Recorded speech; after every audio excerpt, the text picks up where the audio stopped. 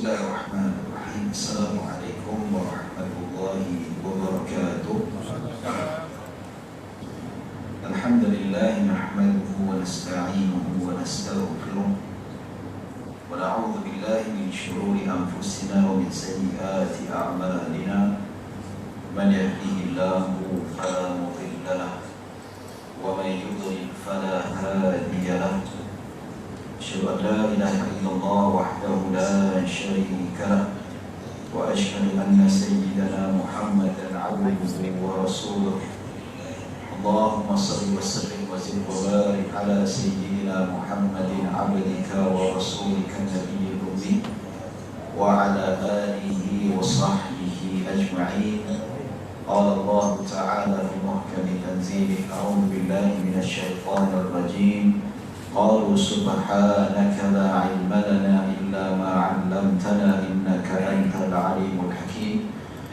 وقال النبي صلى الله عليه وسلم في حديثه الشريف: من يرد الله به خيرا يفقهه في الدين. وأقول رب اشرح لي صدري ويسر لي أمري واحلل عقدة من لساني يفقهوا قولي. أما بعد. Alhamdulillah, tuan-tuan dan puan-puan dirahmati Allah Subhanahu wa taala, bersyukur pada Allah kita dapat berhimpun pada malam yang berbahagia ini. Kita sama-sama mencedok rahmat dan barakah dan keridaan Allah Subhanahu wa taala melalui taman syurga ataupun lebih dikenali sebagai majlis ilmu, majlis zikir. Insya-Allah tuan-tuan dan puan-puan dirahmati Allah Subhanahu wa taala. InsyaAllah kita akan masuk bab yang baru dalam kitab pengajian Umdatul Ahkam, iaitu hadis yang ke-65 InsyaAllah pada malam ini, iaitu bab istiqbalil qiblah, iaitu bab yang menceritakan tentang menghadap kiblat, yang merupakan salah satu daripada syarat-syarat wajib yang perlu dipenuhi bagi mereka yang ingin mendirikan solat, sama ada solat fardu dan begitu juga solat sunat. Yang ini disyaratkan.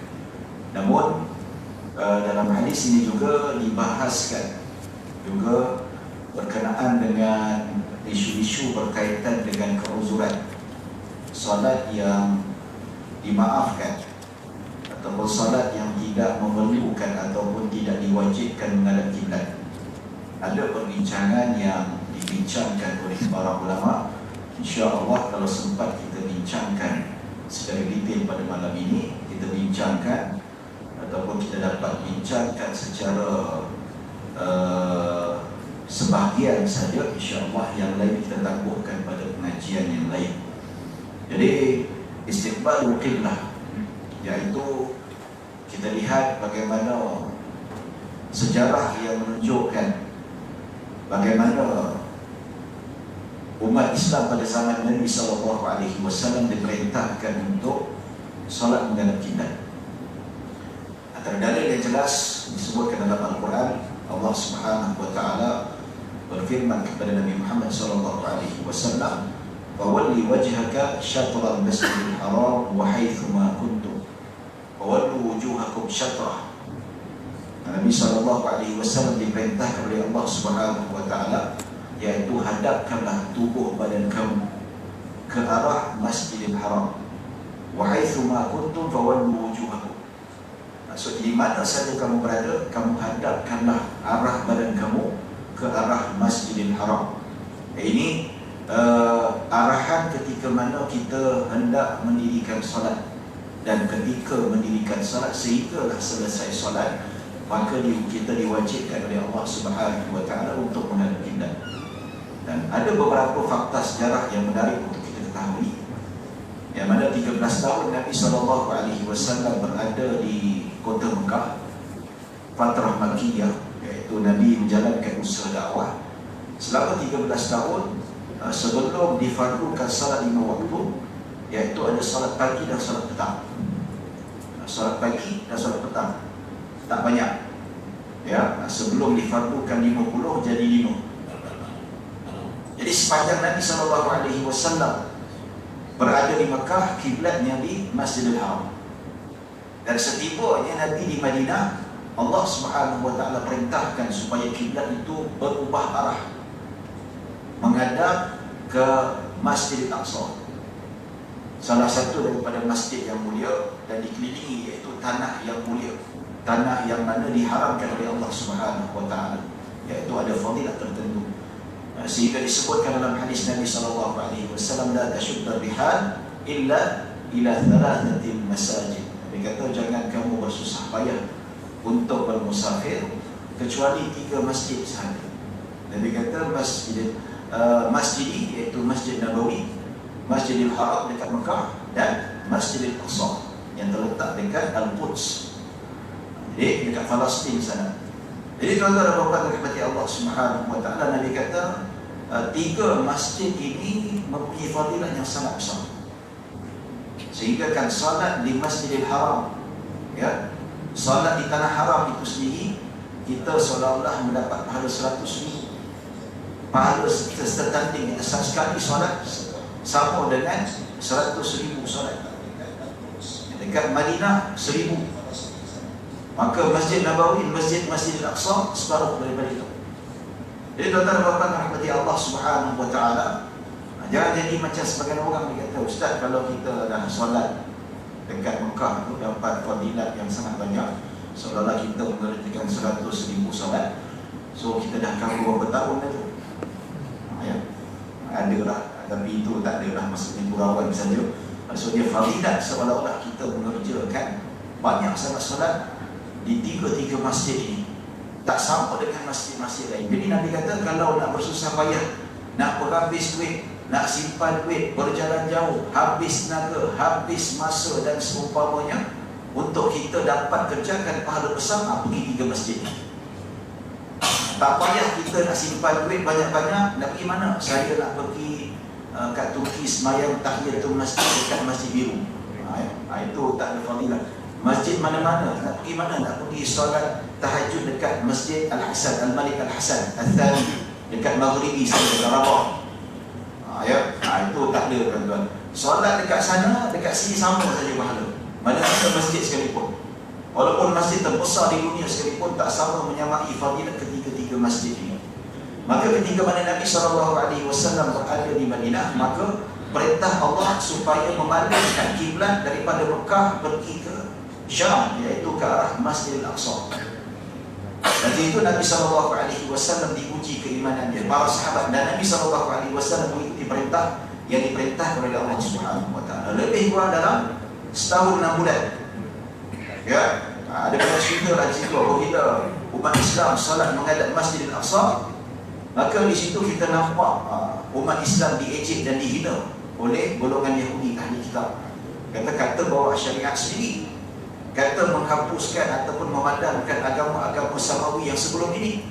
Tetapi kenapa solat menghadap kiblat kami? Sebenarnya Allah Subhanahu wa taala uji keimanan para sahabat kita. Adakah mereka ini tahan dengan kejian yang dilemparkan oleh golongan Yahudi? Dan kedua, adakah mereka ini akan taat pada perintah Allah Subhanahu wa taala? Alhamdulillah, para sahabat mereka terima dengan terbuka hati, walaupun berat rasanya. Mereka lebih cenderung untuk menjadikan Kaabah itu sebagai kiblat, namun mereka bersabar dan beriman terhadap perintah Allah Subhanahu wa taala selama setahun lebih di Madinah solat menghadap Masjidil Aqsa. Selepas itu barulah turun ayat Allah, iaitu ayat Al-Quran yang mana Allah menyatakan fawalli wajhaka syatran Masjidil Haram. Dah tak payah menghadap Masjidil Aqsa lagi, maka hadaplah Masjidil Haram dekat Mekah sana sampai sekarang. Ya. Jadi urusan menghadap kiblat ini adalah satu kefarduan, syarat sah. Kalau tak menghadap kiblat dengan sengaja ataupun kita dalam keadaan tahu kiblat yang itu salah, kita tetap juga solat, maka solat kita tidak sah. Ia merupakan salah satu 5 syarat sah solat itu sendiri.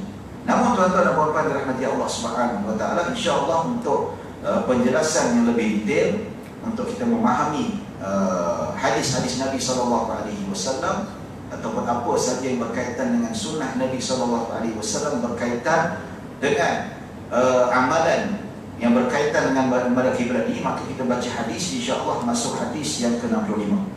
Baik, bismillahirrahmanirrahim. Tak ada buku nota. hilang gaib ada. Ke tak disebarkan ada. Ada kan? Baik. Ya. Kau ibu ada doktor? Dapat? Hilang. Dia tak dapat? Hilang. Ya. Hilang. Buku pun hilang juga. Laku sungguh. Ya. Ya. Tak apalah. Mana hilang disebut? Kena makan kucing tau. Mungkin jin pinjam kot dia baca ulang apa. Dia pun mengaji kepada belakang juga. Ya. Jadi hadis yang ke nak bukan apa, kata kalau beli tu sia-sia tuan-tuan.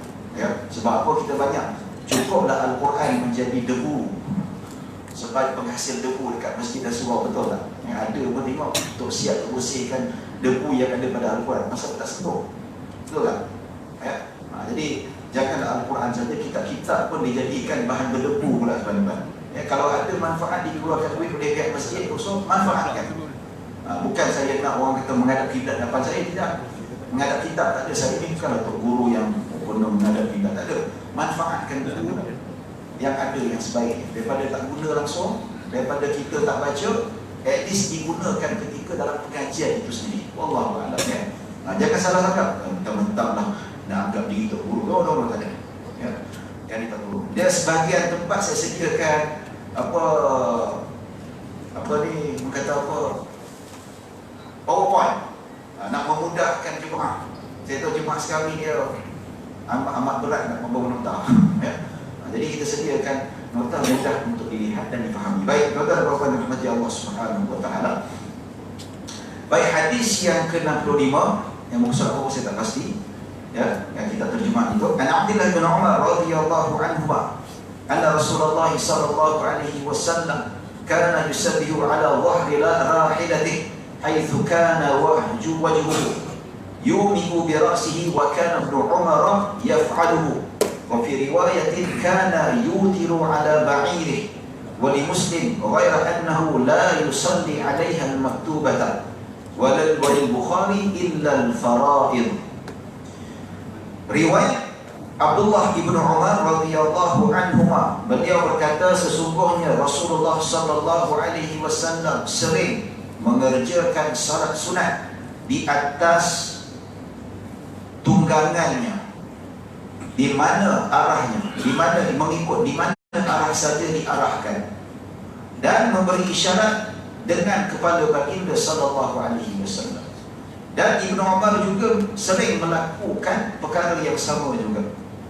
Dalam riwayat lain berkatakan bahawa Nabi sallallahu alaihi wasallam sering mengerjakan salat witir di atas untanya. Dan menurut riwayat Imam Muslim, melainkan Nabi SAW tidak mengerjakan salat fardu di atasnya. Dalam riwayat Bukhari lil faraid ila al faraid, lafaznya sedikit berbeza. Baik, itu terjemahan hadis. Hadis yang kita sebut ni tuan-tuan, secara maknanya, maksudnya Ibnu Umar meriwayatkan dia sering nampak dan melihat Nabi SAW salat sunat di atas tunggangan, ataupun istilah sekarang di atas kenderaan Nabi sallallahu alaihi wasallam. Ya, haitsu kana wajhuhu, dan mengikut di mana arah badan Nabi sallallahu alaihi wasallam, iaitu di mana arah nak pergi, itulah Nabi sallallahu alaihi wasallam ikut. Kalau perjalanan itu menghadap ke selatan, Nabi akan menghadap ke selatan, iaitu solat di atas kenderaan. Allahu akbar. Exactly solat. InsyaAllah kita bincangkan cara dia macam mana, ya, cara yang akan didetailkan nanti insyaAllah, ya. Dan Nabi memberi isyarat dengan kepalanya. Isyarat apa? Isyarat sujud dan isyarat rukuk. Ya. Maksudnya Nabi SAW tidak rukuk dan tidak sujud secara sempurna, hanya sekadar memberi isyarat untuk membezakan antara qiyam, antara rukuk dan antara sujud. Tapi isyarat saja, bukan dilakukan secara 100%. Dan dalam riwayat itu juga Imam Bukhari meriwayatkan bahawa Ibnu Umar radhiyallahu anhuma juga melakukan benda yang sama. Dia sering melakukan benda yang sama. Ya. Jadi riwayat yang disebut juga dalam riwayat Imam Muslim mengatakan bahawa Nabi SAW mengerjakan salat witir di atas unta baginda sallallahu alaihi wasallam. Tengah malam naik unta, Nabi solat witir di atas unta baginda, di atas kenderaan. Ini maksud hadis. Dan riwayat Imam Muslim pula menyatakan, juga Imam Bukhari, tetapi Nabi SAW tidak pernah salat fardu di atas kenderaan ataupun di atas tunggangan. Ini jelas. Ya, Nabi salat sunat di atas kenderaan, iaitu salat sunat saja, tidak berkait rapat dengan salat fardu. Iaitu disebutkan dalam riwayat Imam Bukhari, Nabi salat sunat di atas kenderaan, dan apabila Nabi nak salat fardu, Nabi turun, Nabi salat secara sempurna. Berdiri, qiyam, semua sekali, sujud, rukuk secara sempurna. Ini maksud hadis Nabi SAW. Baik, beberapa pengajaran daripada hadis ini yang boleh kita petik. Pertama, hadis ini mengatakan pensyariatan salat sunat di atas kenderaan. Salat sunat di atas kenderaan sama ada lembu, unta, ya, kambing. Kambing ada? Kambing tak ada orang naik. Ya, sama ada dia naik kuda pun boleh juga, ataupun dia naik harimau ke, naik singa ke, naik gajah ke, tak ada masalah lah. Dan ulama-ulama moden mengkiaskan juga kenderaan-kenderaan moden seperti motosikal, seperti kereta, seperti lori, seperti kapal terbang, yang mana di sini Nabi SAW salat sunat di atas kenderaan bukan salat yang mana dinamakan salat hormat waktu, tidak. Salat sunat yang hakiki. Salat sunat yang hakiki. Ya, kalau salat sunat di atas kenderaan, salat fardu contohnya, tidak ada salat hakiki. Mana-mana ulama pun mengatakan salat sunat di atas kenderaan bagi salat fardu dinamakan salat hormat waktu. Darurat tempat tak ada. Contoh, kita dalam perjalanan nak balik, ya, maghrib dah masuk, kita tunggu-tunggu kiri kanan tak ada R&R, kiri kanan tidak ada stesen minyak, tak ada surau, kita nak berhenti hanya di atas kenderaan. Tengok jam, lagi 10 minit waktu isyak nak masuk, nak tak nak kena solat dalam kenderaan, solat maghrib. Itu namanya solat hormat waktu. Dia tidak sempurna, bukan solat secara hakiki. Balik rumah kena qada balik. Ya, dalil kita dah sebutkan tuan-tuan ketika mana Nabi SAW dan para sahabat, iaitu salat hormat waktu ketika mana tidak ada wuduk dan ketika mana tidak ada tayamum. Ada hadis yang pernah kita bincangkan tuan-tuan dan puan-puan yang dirahmati Allah Subhanahu wa taala. Jadi salat di atas kenderaan, salat fardu tak ada istilah, tak ada. Maksudnya ada kemampuan wajib berhenti, nampak surau kena berhenti, ataupun berhenti di jalan salat. Tidak ada. Tapi salat sunat dia boleh melaksanakan secara hakiki. Walaupun surau ada, walaupun boleh berhenti bentang sejadah, walaupun R&R dan ada, sengaja tak nak berhenti, kita nak solat di atas kenderaan, di sisi mazhab Syafi'i diharuskan berdasarkan sunnah Nabi SAW. Kalau solat fardu tidak ada dalam kenderaan, nampak R&R, nampak masjid ataupun mana-mana boleh berdiri, berhenti, solat fardu. Kalau dia solat juga ada R&R, ada surau dan sebagainya, dia solat dalam kenderaan, tak sah solatnya. Ya, tidak sah salatnya. Malah dibenarkan hanya salat beberapa waktu dalam keadaan darurat saja, tak ada tempat lain. Tengah jalan tak ada berhenti kan? Nak smash tepi jalan, ya, kena marah, kena saman dan sebagainya, susah. Itu lain. Ya, ini menunjukkan bahawa Nabi SAW ada kalanya mendirikan salat sunat duha, dan ada juga salat sunat yang dinamakan salat witir juga malam Nabi melaksanakan, iaitu di atas kenderaan. Sedangkan boleh saja kalau Nabi nak berhenti di atas tanah, ya, ataupun tepi jalan, ataupun Nabi nak tunggu balik rumah, boleh saja. Tapi Nabi sengaja buat. Jadi ulama mazhab Syafi'i mengatakan boleh diharuskan untuk kita mengerjakan solat sunat di atas kenderaan. Ya, maksudnya pilihan. Nak buat boleh buat, tak nak buat pun tak apa. Ustaz, saya tak biasalah solat sunat di atas kenderaan, saya lebih selesa cari surau nak solat sunat duha. Silakan, no problem, tak ada masalah. Ya, tapi Ustaz, saya lagi suka daripada saya terperangkap dalam jam setengah jam perjalanan pergi ke office, bila masuk jam jadi 45 minit, lebih baik saya solat 8 rakaat solat sunat duha, dapat juga pahala, pun silakan, tak ada masalah. Sah Ustaz? Sah. Solat sunat duha di atas kenderaan, yang mana kita laksanakan atas kenderaan, kita tak buat ke surau, kita tak tunggu sampai ke pejabat. Sah tak? Sah. Pasal apa? Ada di dalam sunnah Nabi SAW.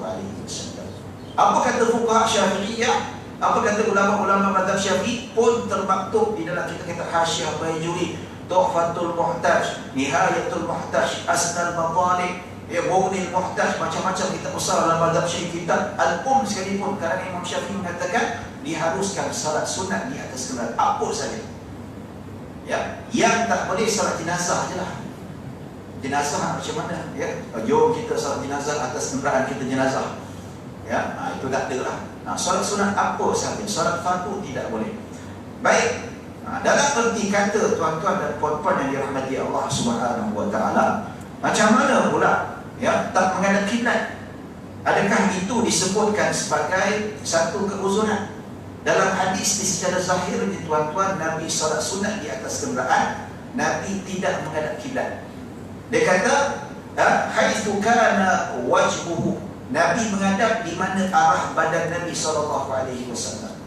Dalam syarah hadis menjelaskan di mana arah perjalanan tunggangan itu. Ya, contoh kita dekat Malaysia ni tuan-tuan, kiblat belah mana? Belah barat, betul tak? Belah barat, sebelah sana sikit. Kita nak pergi Johor, nak pergi JDT. JDT lah sebut kan? Ya, tak marah lah sebut Johor, JDT sana. Ya, nak pergi JDT, arah mana? Selatan. Bawa kita menghadap JDT tu, selatan tu. Semayang sunat. Allahu Akbar. Ya. Cara macam mana? InsyaAllah kita bincangkan tuan-tuan. Ya. Baik, dalam kitab mazhab Syafi'i kata apa? Kata Imam Nawawi rahimahullahu taala. Imam Nawawi dalam kitab Al-Majmu' Syarah Muhadzab. Kitab Al-Majmu' ini sebuah kitab muktabar, kitab rujukan besar dalam mazhab Syafi'i. Jadi itu disebut Imam Nawawi, ulama besar mazhab Syafi'i. Dia kata salat sunat di atas tunggangan tanpa menghadap kiblat. Saya terjemahkan dalam bahasa Melayu lah. Ya. Salat sunat di atas tunggangan tanpa menghadap kiblat adalah diharuskan ketika permusafiran jauh dan dekat. Kita tekan nanti. Ini adalah pendapat yang masyhur dari fatwa Imam Asy-Syafi'i, seperti mana dinyatakan mengenai ini di dalam kitab Al-Um dan Mukhtasar Al-Muzani. Imam Syafi'i berfatwa, dia kata diharuskan salat di atas kenderaan tanpa menghadap kiblat. Ya, macam mana tuan-tuan secara akalnya? Pertama, kenapa salat di atas kenderaan tak wajib menghadap kiblat? Sebab kita nak pergi arah mana kita pergi. Kalau kita nak pergi Johor, nak menghadap kiblat, sepanjang solat sunat tu ikut belah barat, bila nak sampai tuan-tuan? Ya. Jadi Nabi solat tanpa menghadap kiblat, iaitu di mana arah Nabi nak pergi. Ini difatwakan oleh Imam Syafi'i rahimahullahu taala. Pertama, kenapa tak wajib menghadap kiblat? Sebab amalan Nabi SAW. Kedua, keuzuran diberikan. Sebab apa? Tunggangan ini tak boleh nak menghadap kiblat, susah. Sebab apa? Tak semestinya semua permusafiran itu mesti menghadap kiblat ataupun menuju ke arah kiblat. Kebetulan kalau perjalanan dia memang kita orang semaju nak pergi Shah arah barat, cantiklah. Okeylah, itu pun tak konsisten macam ni, macam ni. Betul tak? Ya, jadi suka untuk kita menghadap kiblat. Payah bayangkan kalau kata ustaz, ada orang kata kita nak salat menghadap kiblat ni, ya, mesti takbiratul ihram, mesti menghadap kiblat. Macam mana tu arah sana? Perjalanan kiblat sini. So nak takbir, Allahu Akbar, jalan balik macam tu. Payah pak kena langgar kan. Jadi dalam hal ini, kenapa tak kepada kiblat? Dimakzurkan, diuzurkan untuk solat sunat saja. Kalau solat fardu, wajib berhenti ke anak surau, ke mana-mana tempat untuk kita qiyam berdiri solat dengan sempurna. Ini disebutkan oleh Al-Imam An-Nawawi rahimahullah ta'ala. Dan Nabi naik kenderaan, ya, ketika rukuk Nabi bagi isyarat, rendah sikit. Allahu Akbar, Bismillahirrahmanirrahim, Alhamdulillahirabbil alamin, Arrahmanirrahim. Sampai habis, ya. Allahu Akbar, Subhana rabbiyal azim wa bihamdi, Subhana rabbiyal azim wa bihamdi, Sami Allahu liman hamidah. Dan bila sujud, rendah lagi sikit. Macam tu. Itu isyarat yang diberikan oleh Nabi SAW. Jadi Ustaz, naik motor macam mana? Naik kereta macam mana? Kena bagi isyarat ke tidak? Kita akan jelaskan selepas ini. Pukul 8 dah, cepat betul masa.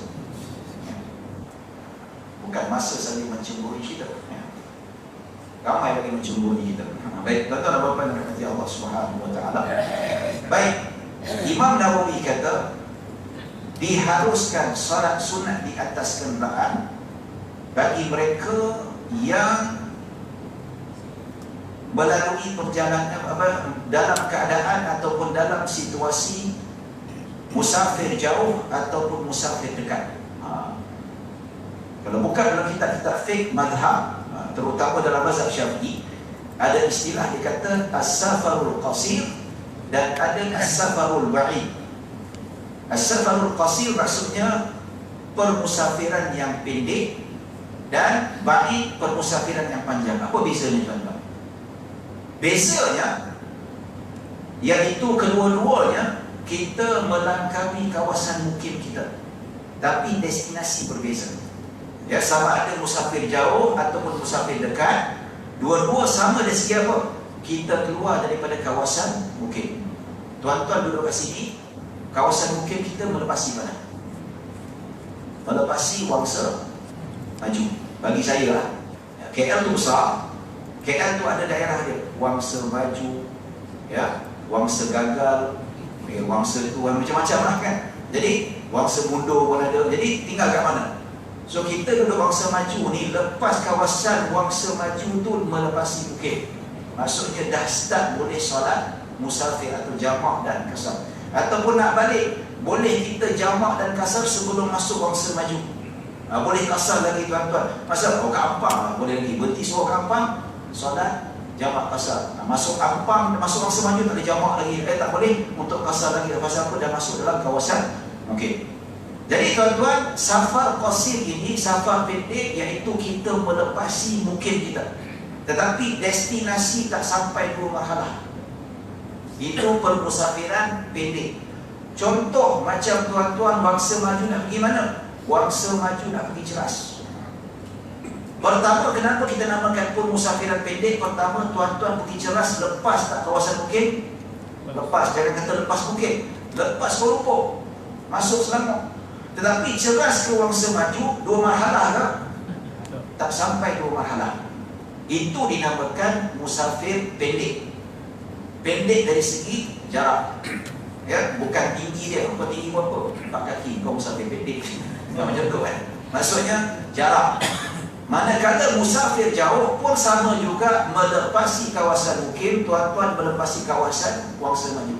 Kalau saya duduk dekat mukim Ampang, lepas kawasan Ampang, ya, melepasi kawasan Wangsa Maju, tapi destinasinya sekurang-kurangnya 2 marhalah. Berapa? Dalam kitab fiqh manhaji sebut 82 km. Ya, dalam kitab-kitab pondok sebut 90 km. Ada sebagian kitab Syafi'i yang sebut 86 km pun ada. Ya, ada hilaf. Taqrir Sadidah dengan fiqh manhaji sebut 82 km.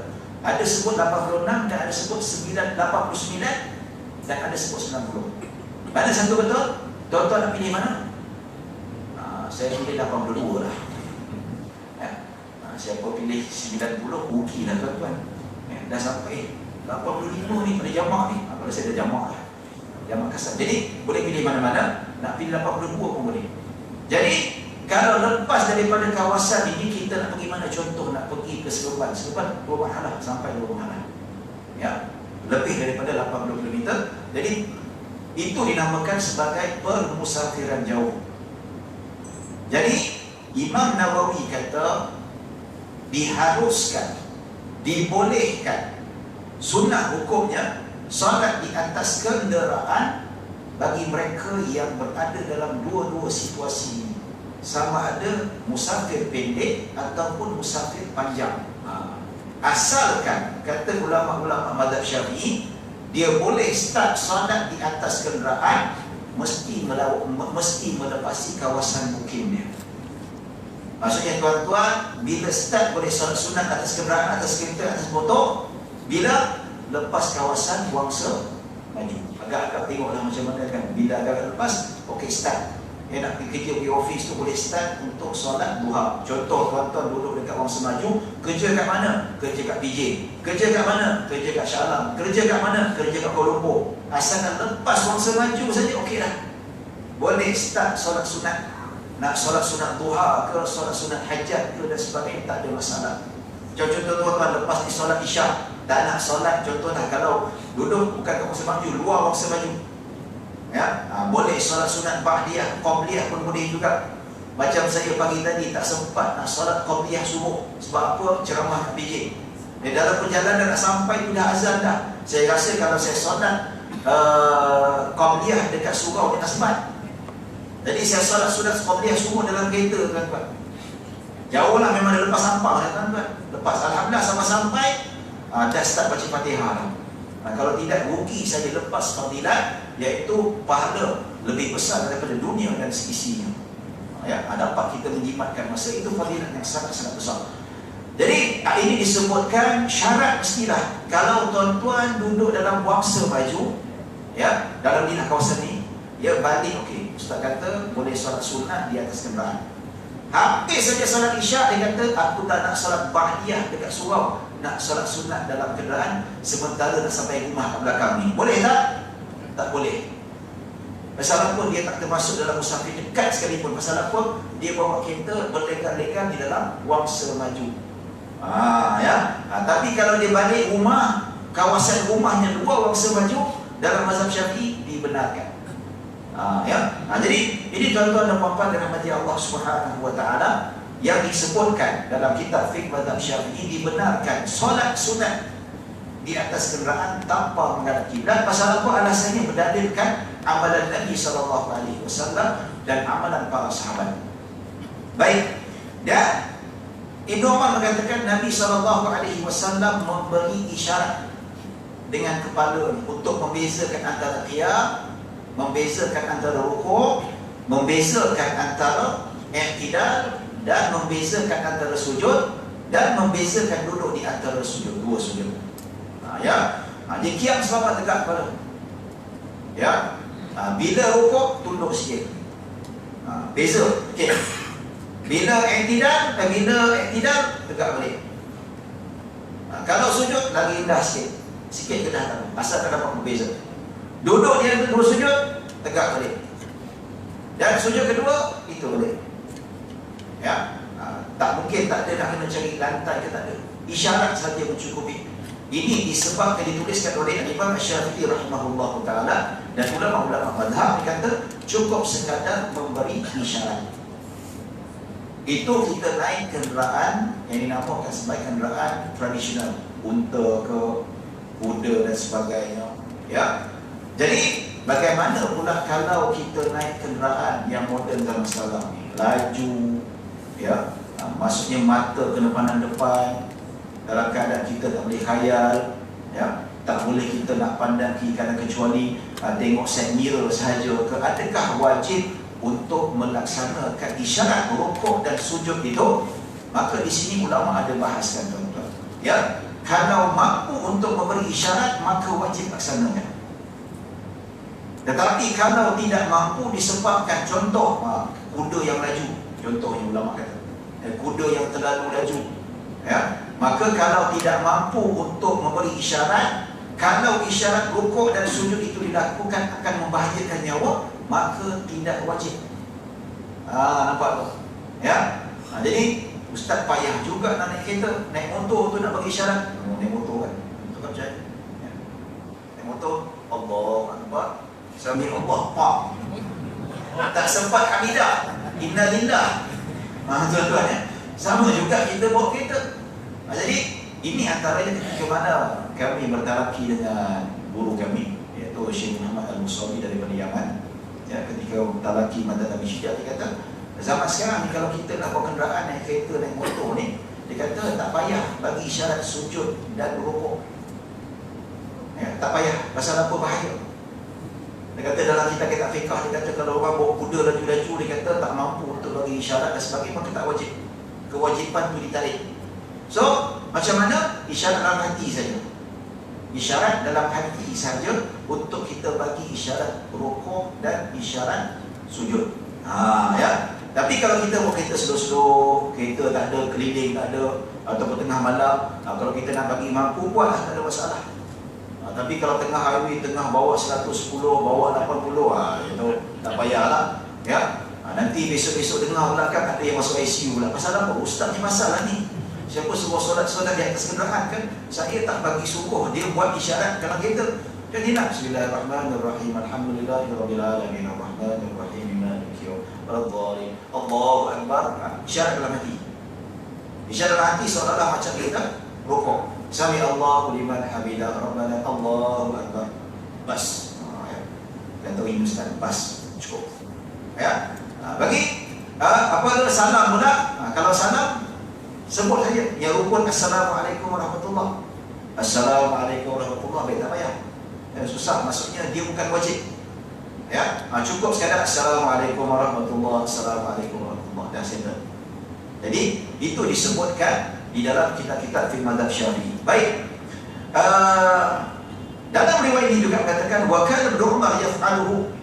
Ibnu Umar juga melakukan amalan solat sunat di atas kenderaan. Begitu juga disebutkan dalam kitab-kitab hadis yang lain, ramai di kalangan para sahabat pun sama juga turut serta melakukan solat sunat di atas kenderaan. Ya, dan apabila ada riwayat ini, maka dia menolak beberapa pandangan yang tidak ada asas. Contoh, bila saya ajar solat sunat di atas kenderaan, ada yang pandai-pandai kata, Ustaz, solat sunat di atas kenderaan ini hanya untuk Nabi SAW, kita tak boleh. Saya kata, are you sure? Kamu pasti ke bahawa solat sunat di atas kenderaan khusus untuk Nabi SAW? Ialah untuk Nabi. Kita buat pernah solat di atas kenderaan sebab benda ni baru, dia tak pernah dengar, dan dia rasa macam tak boleh terima. So dia buat andaian yang tak ada kepastian, yang tidak ada hujah. Dia kata bahawa solat sunat ni khusus untuk Nabi, bukan untuk sahabat. Saya kata dia ada riwayatnya. Riwayat Bukhari, Muslim, Nasa'i, Tirmizi, Abu Dawud menunjukkan ramai sahabat Nabi SAW solat sunat di atas kenderaan. Nak kata apa? Menunjukkan bahawa solat sunat di atas kenderaan ni bukan khusus untuk Nabi saja. Kalau khusus untuk Nabi SAW, kenapa sahabat lain buat? Kenapa para tabi'in buat? Ya, sahabat bukan Nabi. Sahabat tak terima wahyu. Sahabat juga adalah manusia biasa. Tapi beza dengan kita, martabat mereka jauh lebih tinggi. Pasal apa? Mereka belajar dengan Nabi, bertemu dengan Nabi SAW. Tapi hakikat dari kedudukan nubuwah, mereka sama macam kita. Mereka tak ada wahyu. Maka apabila sahabat buat, kita boleh buat. Dan dalam kitab fiqh mazhab Syafi'i tak ada disebut pun bahawa ini khusus untuk Nabi. Begitu juga saya buka dalam fiqh Maliki, fiqh Hanafi, fiqh Hambali pun tak ada kata khusus untuk Nabi. Untuk kita pun boleh juga. Tuan-tuan dan puan-puan dirahmati Allah Subhanahu wa taala. Ya, ada beberapa fakta dalam blog saya tulis tentang isu berkaitan dengan solat di atas kenderaan. Kalau boleh rujuk. Baik, boleh tak solat sunat di atas solat fardu di atas kenderaan? Tak boleh. Ya. Dalam kitab Rawdatul Talibin, apa kata Imam Nawawi rahimahullahu taala, wala yajuzu fi'lul fardhati 'ala rahilah. Imam Nawawi kata dalam mazhab Syafi'i tidak boleh solat fardu di atas kenderaan kecuali darurat, dinamakan solat rumah waktu dan kena qada tadi. Ya. Semasa saya menetap dekat Manchester, tuan-tuan, saya tempuh banyak sekali golongan-golongan rakyat Malaysia yang duduk sana, dia memilih untuk solat di atas kenderaan, solat fardu. Ya, saya kata tak boleh, dia kata ada hadis Nabi solat atas kenderaan, itu solat sunat. Kata saya nak solat mana? Solat tepi. Kadang-kadang kita nak cari tempat surau sangat terhad, tak ada. Ya, ya. Tapi dalam kereta saya sediakan sejadah, saya sediakan kotak at least. Saya selambut ya tuan-tuan, saya parking kereta semayang dekat kaki lima, tak ada masalah, okey je. Memang malu lah, masa buat tak tahu je lah, kita nak malu apa. Semayang je. Saya pernah semayang dekat park dekat London tuan-tuan, tak ada masalah. Ya. Ada yang bila kita tengok ada orang semayang seorang, ada yang ikut lagi, orang Islam. Tak ada masalah, mak saya tak kacau pun, tak ada ganggu, tak ada ketuk kepala, bisa ambil gambar lagi. Suka. Lepas dia tengok, dia kata, bagus lah, you very religious, dia kata. Itu dia respect. Kita yang takut sangat, tak apa lah Ustaz, nanti kalau solat keluar nanti kena ketuk. Sana kalau cerita human right, bagus. Ya, walaupun dia bukan Islam, tapi kalau kita buat aduan, dia ganggu kita semayang, habis siap orang. Betul? Ya. Masa kita kerja ni tuan-tuan, dekat saya kerja cleaner kat universiti tu, boleh nak minta izin pergi solat, nak pergi solat Zuhur dan sebagainya. Kalau kita tak dibenarkan boleh buat haluan dekat bahagian labor, ambil tindakan, bos kena. So jangan takut, saya kata. Tapi macam mana saya dah solat dengan Allah balik lah, saya bersyukur. Tak tahu kenapa tak belajar. Ya. Jadi tuan-tuan, apa kita bagi azan dulu, insyaAllah, sebelum kita teruskan sedikit lagi.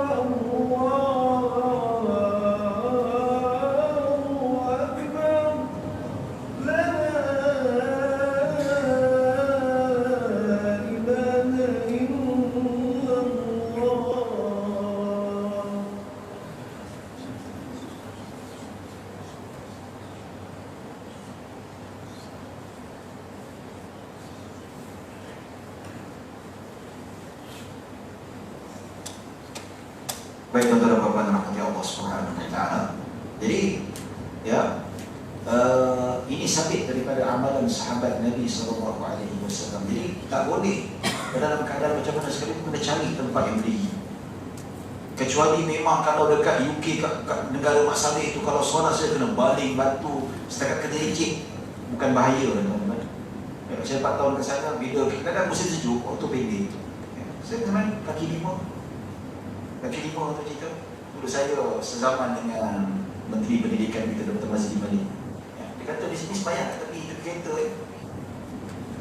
Jadi tak ada masalah nak ganggu pun. Saya pergi Spain buat syuting dulu, pergi dekat mana-mana negara Eropah, masa pergi dekat TV dulu, sembahyang kaki lima tak ada masalah. Tak ada pun sembahyang ataupun, dan masalah sikit pun tak kacau. Ambil gambar tu biasa lah, dia ketawa-tawa tu biasa lah tuan-tuan. Itu ketawa, ada setakat dia kena tahu mati. Ada? Tak ada. Mana ada mati? No problem, my experience lah. Through my experience tak ada masalah. Jadi kecuali memang membahayakan, tak ada pilihan lain kecuali dalam ya, pesawat. Pesawat tu kalau tak ada hormat waktu lah, namanya solat hormat waktu, balik kodok balik. Macam saya terangkan tadi kan, sebab dalam kapal terbang saya, kalau Saudi Airlines tak ada masalah. Saudi Airlines ada tempat berdiri dia bagi kan. Yang macam saya nak pergi Sabah hari tu, pukul 5 pergi, saya tanya dekat Cibudas, ada boleh tak safety kat sini? Tak boleh cek. Kejap je orang kan. Sebab apa, kita malas nak solat hormat waktu, nanti nak kodok balik kan. Ya. Tapi dia tak bagi. Kita kena hormat lah itu undang-undang dia. Kalau kata bang bapak kita tak boleh juga. Kan? Jadi tak boleh. Solatlah di atas kata bang Allahu Akbar. Ya. Solat dalam keadaan duduk di atas tu, tak menghadap kiblat, tak berdiri, sujud tak sempurna, rukuk tak sempurna, ya, sampai sabah qada balik. Ya. Tapi solat sunat tak perlu ya, dan itu solat hakiki. Solat di atas kapal terbang yang tak sempurna, kecuali solat di atas kapal terbang yang memang sempurna, berdiri menghadap kiblat, itu tak apa. Contoh kita dah menghadap kiblat kan, kata baru lari, tak apa, itu dimaafkan, suka. Ya, payah juga nak sampai Allahu Akbar, Bismillahirrahmanirrahim, agak standard. Jadi itu tak apa. Baik, ada persoalan yang kita timbulkan. Ada orang tanya, Ustaz, macam mana solat takraat kan kebanyakan batal sembahyang. Pada mazhab Syafi'i bergerak 3 kali berturut-turut kan batal solat. Ya. Baik, saya buka fakta ni di dalam kitab Hasyiah Al-Qujairimi. Ya, Hasyiah Al-Qujairimi ni salah satu rujukan besar dalam kitab mazhab Syafi'i. Dia kata sesungguhnya pergerakan yang membatalkan solat berdasarkan 4 syarat, iaitu pergerakan yang banyak dan berat secara berturut-turut. Maksud pergerakan yang banyak dan berturut-turut iaitu banyak 3 kali. Kalau 2 kali tak banyak, sekali tak banyak, 3 kali berturut-turut banyak, dan melibatkan anggota berat. Anggota berat apa? Ni. Kalau jari tak berat, ya. Kalau lidah tak berat, bibir tak berat, hidung tak berat, ya. Kalau kita garuk macam ni sekalipun, 1000 kali sekalipun tak batal. Tapi kalau pergerakan berat melibatkan dengan ni batal. Itu dalam mazhab Imam Asy-Syafi'i rahimahullah taala, dan berturut-turut. Ya, kalau 1-2 berhenti tak batal. Kalau 3 berturut-turut batal. Ini dalam mazhab Syafi'i. Yang mana tidak memenuhi keperluan, tidak memenuhi kepentingan. Kalau bergerak tangan sebabkan solat tak ada masalah. Ya, kalau kepentingan pergerakan yang mana itu disebabkan kepentingan, kalau kita tak buat susah. Baik, apakah dimaksud kepentingan? Manakala yang berdasarkan keperluan. Ya. Contoh yang berdasarkan keperluan yang dibenarkan untuk bergerak berapa banyak sekalipun, yang dibenarkan untuk bergerak seberapa banyak sekalipun, seperti solat dalam keadaan amat takut.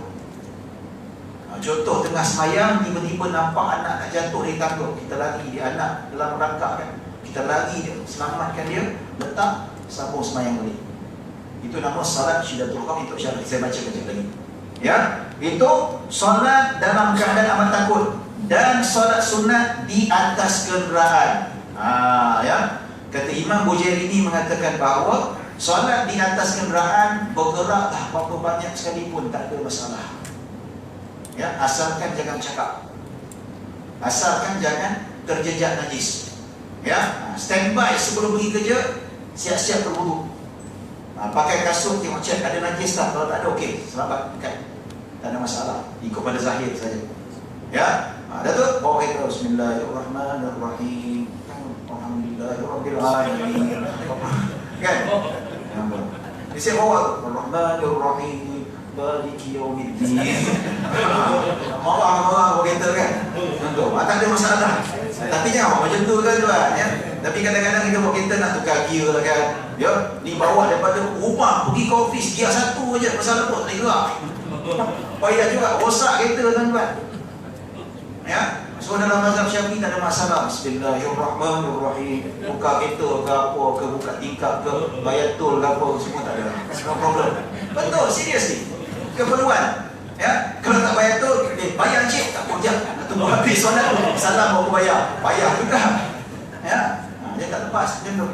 Jadi tuan-tuan dan puan-puan dirahmati Allah Subhanahu wa taala, kendalam salat, jika seseorang itu memerlukan untuk menggerakkan tangannya atau kakinya, tangan berat tu, ya, maka ia tidak memudaratkan, iaitu tidak membatalkan salat, kata Al-Imam Al-Bujairimi rahimahullah taala. Walaupun pergerakan yang banyak sekalipun. Tukarlah kira 1000 kali berturut-turut, tak ada masalah dalam kenderaan. So, boleh beramal, selamat beramal. Ya, sebagai fakta tambahan, ya, solat Syidatul Khauf, solat yang mana keadaan yang sangat takut dibenarkan. Contoh macam tadi kan. Ya, Dalam keadaan takut kita boleh berlari-lari selamatkan anak kita. Sebagai contoh, saya bacakan dalam kitab Sulam Muslimin. Ya, kata kitab Jawi lama, kitab fiqh Jawi lama, dia ambil daripada kitab Bughyatul Mustarsyidin. Imam Ba'alawi kata, dia kata, dan lagi tiada batal sembahyang jika datang umpama bulan. Tengah sembahyang bulan datang. Ya, hendak patukkannya. Maksudnya bulan datang, bahasa Melayu lama kan. Dia nak patuk gitu. Maka ia lompat tu, dia lompat tengah sana, dia lompat. Sebab apa? Kalau lompat sekali dalam mazhab Syafi'i batal. Walaupun tidak berturut-turut, tapi dalam hal ini kita lompat, terkejut nampak ular tu lompat.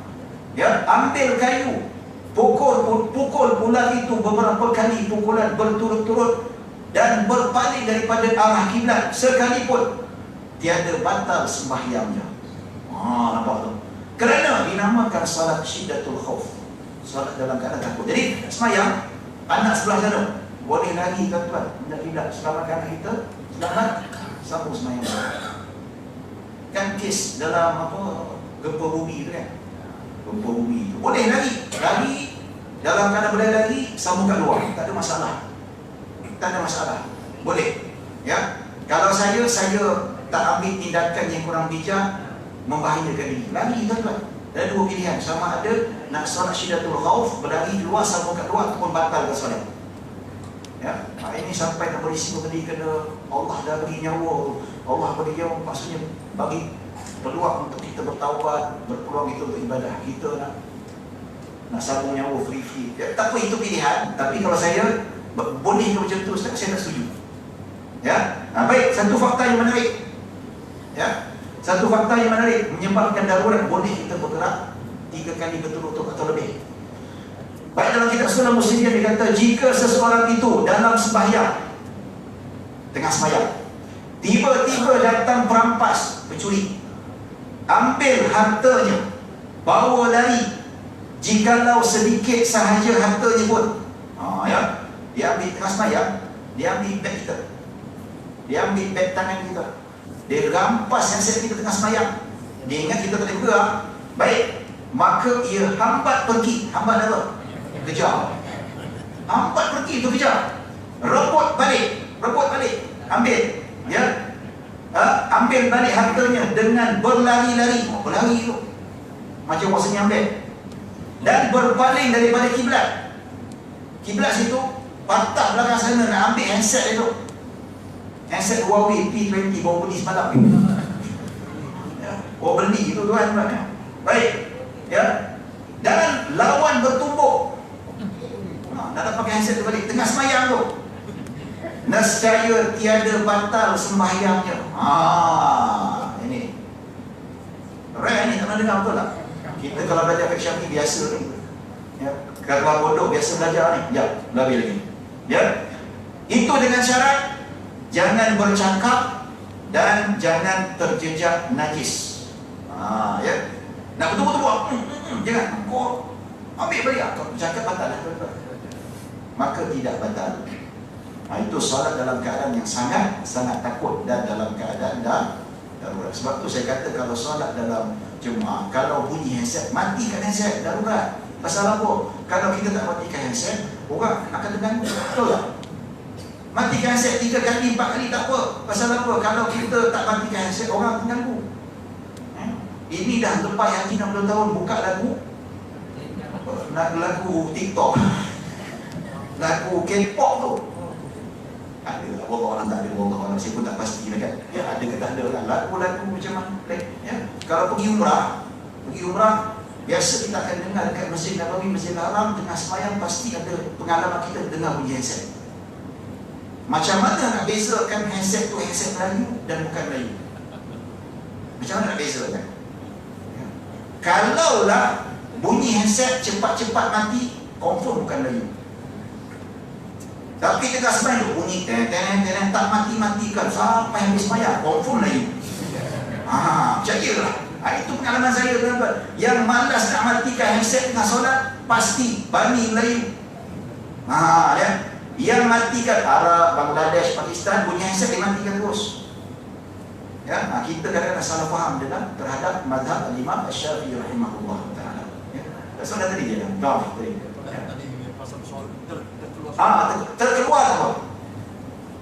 Dalam istilah Imam Nawawi kata sama kundisan, terlepas, boleh, tak apa. Tapi kalau sengaja bercakap, ya, tengah gaduh perompak kata, kenapa senyap? Contohlah kan, ya. Tapi macam tu situasi hukum saja. Kalau saya batalkan terus, betul tak? Batalkan bawa handset, bawa beli semalam, ya. Dalam tu macam-macam data orang tu, ya. Jadi boleh, tak ada masalah. Macam juga nak selamatkan anak, ya, nak selamatkan barang jatuh, ya, tak ada masalah, boleh. Jadi itu perumpamaan yang kita kata dalam perbahasan dalam mazhab Imam Syafi'i rahimahullah taala. So boleh beramal. Nak buat solat takbiratan seperti mana cara yang saya sebutkan tadi. Awal-awal saya pakai wudu, ya, pakai baju yang bersih, kasut, tengok tak ada bau najis, tak ada warna najis, consider suci, boleh sembahyang, tak ada masalah. Ya. Daripada setengah jam buang masa tak ada buat apa, baik solat duha, dapat 4 rakaat, dapat 6 rakaat. Kau office tak payah solat sunat duha lagi dah, kau setting buat kerja. Ya, kalau nak solat duha kat pejabat ni tuan-tuan dah ambil waktu kerja lah. Paling kurang 10 minit, 15 minit. Tak kena ganti balik tuan-tuan. Ya, jadi sedap, settle tuan-tuan. Alhamdulillah. Ada soalan? Ya, silakan. Setelah kita duduk di Bangsa Maju, okey. office di Gombak. Gombak. Boleh. Lepas Zuhur, kita nak gerak ke, katalah Zuhur lah. Boleh kita semayang jamak di office tak? Maksudnya office kita di Gombak. Boleh. Tapi jangan balik rumah. Kalau balik rumah memang kita tak start lagi. Consider kita belum start lagi untuk bermusafir. Tapi kalau daripada Gombak straight away ke Johor Bahru, boleh dah. Buka office dah boleh. Itu memang hari-hari kan? Ya. Walaupun tempat tu memang hari. Boleh, tak ada masalah. Sebab apa? Pejabat bukan tempat tinggal kita.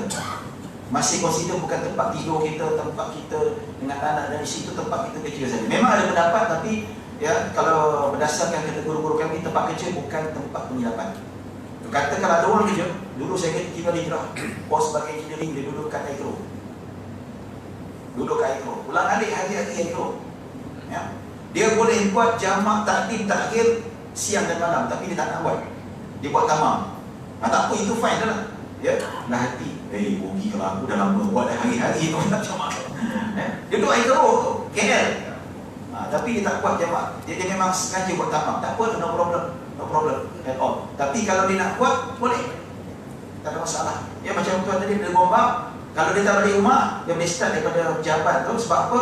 Dia patah balik, dia dah masuk mukim dah. Bila dah masuk mukim, dah membatalkan. So, apabila kat Gombak, dia sudah berada di luar mukim, so boleh start dia untuk jamak dekat Gombak. Tak ada masalah, boleh. Ya, tadi soalan. Ustaz, kalau adakah dimestikan bahawa bila kita nak menghadap kiblat tu, kita kena ambil jarak terdekat? Jarak terdekat macam mana? Kita dengan kiblat lah. Mana kita di KL ni, kalau nak dekat, kita pakai dia tak. Tidak ada disyaratkan. Maksudnya kita dah ikut jalan yang paling dekat kiblat. Tidak. Kan? Bermakna Ustaz, ya. sekarang kita kiblat sini, mana kita boleh kiblat sini lah. Kalau naik kenderaan, solat sunat di atas kenderaan. Dalam masa dalam masjid lah. Apa? Kalau dalam surau macam ni, kiblat kita sini. Okey. Ini bermakna dekat. Itu solat fardu. Kalau solat, kita cerita di solat yang boleh tidak menghadap kiblat, iaitu solat sunat di atas kenderaan. Tapi kalau solat sunat di dalam masjid, solat sunat di atas tanah yang rata, solat sunat kat rumah, tak boleh lari daripada arah kiblat. Tak, maksud saya, sekarang ni kalau kiblat kita ke sini, kita menuju ke Kaabah. Tapi kalau kita ke sini, sebab bumi kita bulat, dia mengarah ke Kaabah juga, tapi perjalanan jauh. Boleh tak boleh? Tak boleh. Dia kena ikut yang itu terdekat lah, memang of course dah terdekat. Kalau kita nak ikut jauh macam tu, kita masih kurang faham soalan. Ya, kita ikut bearing kompas lah, kan? Yang dekat-dekat kan pun nak bila yang jauh kan? Itu cerita pasal kiblat lah. Maksudnya mana yang dekat, mana yang apa disebutkan dalam kita fiqh. Ada soalan terakhir, ada tak? Ada dua. Tak apa lagi dua. Sebab surau ni kita bagi dua. Surau lain saya bagi satu je. Baik tuan. Okey. Boleh dilakukan secara jemaah? Boleh secara berjemaah. Boleh dibolehkan. Ya. Jadi apa, nak solat macam mana? Tak payah solat, boleh belakang. Ya, nak solat berjemaah tidak jadi masalah. Kalau solat waktu tak payah berjemaah. Sebab apa? Dia sekadar hormat waktu, dia tidak apa sekadar untuk kita menghormat waktu. Tapi solat sunat boleh dibuat secara berjemaah. Dalam kereta lah. Ya. Tapi kalau nak dua kereta kena pakai apa? Walkie-talkie. Pasang walkie-talkie standby. Okey, jemaah kereta konvoy. Ya. Okey, aku imam, jangan potong kereta aku Ya. Lepas tu yang naik kereta tu kereta apa? Wajah Izora. Kereta yang tak dapat subsidi tuan-tuan. Politik cerita. Bagaimana nak kata ni? Kenaan dengan ada jemaah kadang-kadang dia bawa anak-anak di sini. Kadang-kadang anak-anak tu dia menjerit, dia lari sana lari. Boleh tak ibu bapa tu masa solat pergi? Saya rasa kalau anak-anak yang tidak memayis, anak-anak bawah 6 tahun, saya tak galakkan kalau bawa. Kalau dia boleh behave. Ya, kadang-kadang anak yang tak boleh behave bukan salah anak, salah bapa sendiri. Jangan marah si anak tu, tapi kadang-kadang boy kenapa menjerit? Kadang bukan marah kat anak tu, marah kat bapa dia. Yang nak bawa anak yang 6 tahun, 7 tahun dah reti dah semayang macam tu kan ni. Tak apa bawa, lelaki perempuan bawa tak apa. Yang dah pandai behave, dah pandai apa. Kalau nak datang nak main pun main kat luar. Boleh bawa, bukan tak boleh, tetapi anak tu tak mengganggu khusyuk solat. Ya, ataupun kalau ada duit lebih, masjid sediakan playground kat belakang. Playground kat belakang, budak-budak tu boleh main kat belakang, selamat kita semayang pun tak ada pun, tak terganggu dan sebagainya. Ya, playground sajalah, nanti buat PlayStation kan dengan bapak-bapak budak sekali main kan. Ya. Jadi kalau sekadar anak tu bising, anak pergi kerja sebab apa dia masih lagi dalam kategori tidak membahayakan. So tak perlulah. Tak perlu untuk dia senyapkan anak dia, tak perlu sebab apa masih lagi dalam kadar yang tidak membahayakan. Kalau anak dalam bahaya, dia boleh selamatkan anaknya walaupun pergerakan yang lebih daripada 3 kali, walaupun berlari sekalipun, walaupun berpaling daripada arah kiblat. Tapi ini bukan masalah bahaya, siapa saya mengganggu jemaah lain. Jangan bawa lah. Kenapa kena bawa? Kenapa mesti nak bawa? Kita yang membawa masalah itu sendiri. Jaga Ustaz. Ya? Sebenarnya kat rumah. Sekarang ni kata kami suami setiap berjemaah, dia kata kaum ibu tak payah kalau ada tanggungjawab kat rumah, tak payah pergi berjemaah ke masjid. Ya, boleh bawa anak, tapi kalau anak tu boleh tidak mengganggu. Tuan-tuan, saya tak salahkan anak-anak. Memang dia punya average, dia punya level untuk main-main. Dan budak-budak ni umur macam mana sekalipun, bawah 6 tahun, 4 tahun, memang waktu dia main. Dan dia nak main kat mana-mana dia suka, itu dah tabiat dia. Kita yang apa? Tak reti, tak boleh nak jaga, isteri semayang kat rumah. Semayang kat rumah. Suami saja berjemaah dekat masjid. Habis cerita. Walaupun digalakkan juga wanita untuk pergi ke masjid, tetapi apa-apa saja yang kita bawa anak tu boleh mengganggu untuk orang lain semayang, tak boleh bawa. Ya, sedangkan dalam Al-Quran Nabi SAW, jangan kamu membaca Al-Quran di atas saudara-saudara kamu. Jangan kamu memperkuatkan. Nabi tegur sahabat Nabi yang baca Al-Quran kuat-kuat sehingga mengganggu sahabat lain yang beribadah. Baca Al-Quran tuan-tuan. Baca Al-Quran kuat-kuat sehingga mengganggu orang lain beribadah. Nabi tegur. Tak boleh baca slow-slow ke? Baca Al-Quran tu. Apatah lagi bawa anak kecil mengganggu orang lain semayang. Tak payah bawa. Tunggu dah besar sikit. Sesuai. Maksudnya kena berlaku adil. Berlaku adil pada masjid dan berlaku adil pada jemaah. Betul, kita kena faham. Bukan saya kata tak boleh bawa dalam keadaan yang sesuai. Tapi kalau anak tu 4-5 tahun, boleh. Memang senyap, ya, memang bagus, tak apa. Tapi memang aktif, hyper ni tuan-tuan. Ya, hyper tu jangan sampai nanti yang ada pernah sekali. Ini bukan budak memayis, budak dah jaduk. Kawan saya cerita ni tuan-tuan, ya, dia bawa masuk dalam surau, dia main pistol yang meletup berujuk. Dia tembak. Tak kejut imam tu. Pistol yang ada, kan? Dia main, budak dah jaduk. Itu memang aktif betul lah. Yang memang kat sekolah jenis memang cikgu pun sabar. Budak kadang-kadang kita tak faham, ya, apa tak lagi yang tidak memayis. So dia punya solutionnya kita bawa. So bila kita dah bawa, kita pula marah, bising pula. Siapa yang cari masalah?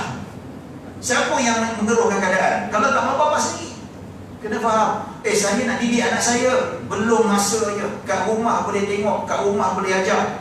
Dah umur 7 tahun, dah memayis, barulah sesuai kita nak bawa untuk didik anak kita supaya kenal masjid, kenal jemaah, boleh jaga diri dan sebagainya. Anak dah memayis, boleh semayang pasal lupa solat besar. Tapi kalau anak yang belum memayis, bawah 6 tahun, bawah 5 tahun, solat pun sia-sia, tak ada pahala, tak sah solatnya. So, buat apa? Tak ada orang nak jaga, semayang kat rumah, ibu. Dia bapa saya berjemaah. Ibu juga dapat pahala membenarkan suami berjemaah. Dia pun dapat pahala berjemaah juga, tuan-tuan. Ya, pasal apa dia tak dapat? Pasal keuzuran, tanggungjawab jaga anak. Macam juga ada sahabat Nabi SAW nak pergi perang dekat perang Tabuk, tak boleh. Nabi kata dekat Madinah tu ada sekelompok lelaki yang tak boleh pergi berjemaah, tak boleh pergi berperang. Pasal apa? Dia tua. Ataupun ada yang sebayang kena jaga Madinah. Mereka pun nak dapat pahala syahid, dapat pahala jemaah, nak dapat pahala untuk berperang. Nabi kata mereka kat Madinah pun dapat pahala seperti mana kamu dapat pahala di perang ni. Walaupun dapat pergi. Ya, Nabi kata habasahumul uzur. Mereka dapat pergi sebab mereka dikekang dengan penguzuran.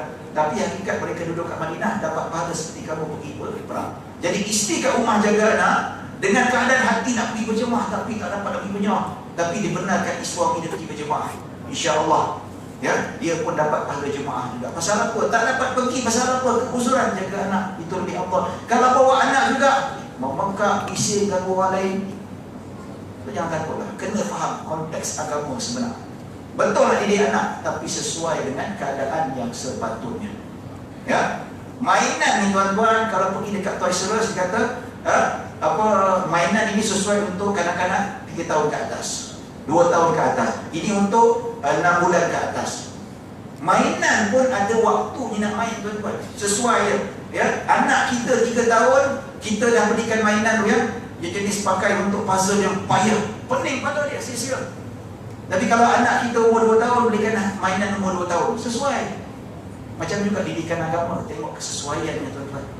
Ya wallahu a'lam. Setakat itu saja, wallahu a'lam, panjang lama dah.